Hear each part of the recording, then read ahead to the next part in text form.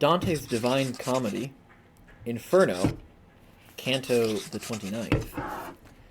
They were in the Bolgia where people were getting, like, mutilated, and he stopped right before the headless guy who was holding his head out like a lantern in front of him to talk to them.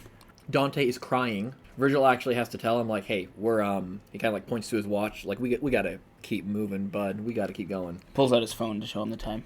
They move on to the 10th Bolgia. Dante looks in, and again, he can't see very well because there's a lot of, like, fog and mist, but he hears extremely loud screaming and wailing. He, like, has to cover his ears. It's so loud and painful. They cross over the bridge, and they look in, and they can see the people inside. There's a bunch of people in this Bolgia, and they're all, like, crawling over each other. Some of them are running around. There's a lot of chaos and people moving from one place to another. And there's a lot of people, too, who are, like, clawing and biting at other people. There's just chaos in here. He looks down at two people who are sitting, and they've got scabs all over. And I don't mean just, like, a lot of scabs. From, like, head to toe, their body is basically just scabs. So these guys were the Thing from the Fantastic Four. And they are furiously trying to scratch, like, all their scabs all at once. That's very disturbing.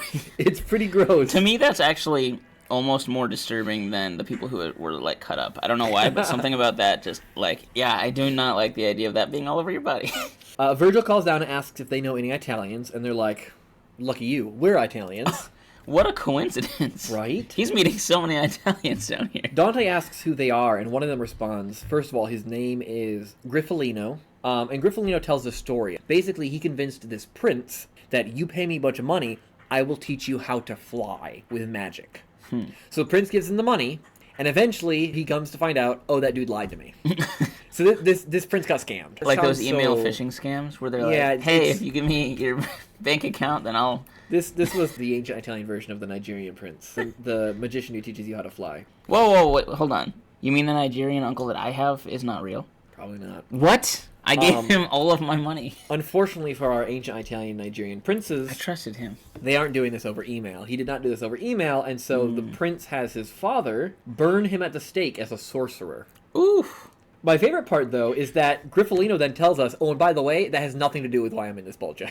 Oh, okay. It's just a fun story he likes to tell. Fun fact. He's very proud of the way he died, I guess. The reason he's here is because he's an alchemist. This Bolgia, by the way, is for the falsifiers. There are 4 kinds of falsifiers. And so he fits the description of the first of the 4 kinds of falsifiers. He was a falsifier of things, which is all of the falsifiers of things are alchemists. So it's just the one of the 4 kinds of falsifiers are alchemists. Apparently, attempting to make gold is so vile it gets you sent into hell. Because it's like playing God, kind of. And gold is seen as special. So if you want to see some, like a modern equivalent of that, that would be like somebody formulating Velveeta cheese. It's something that should not exist, and they're playing God and trying to make something. Griffolino tells us, oh, and by the way, the guy next to me is also an alchemist, and that's really all we learn about him. Oh. He's also an alchemist. That is the end of that canto.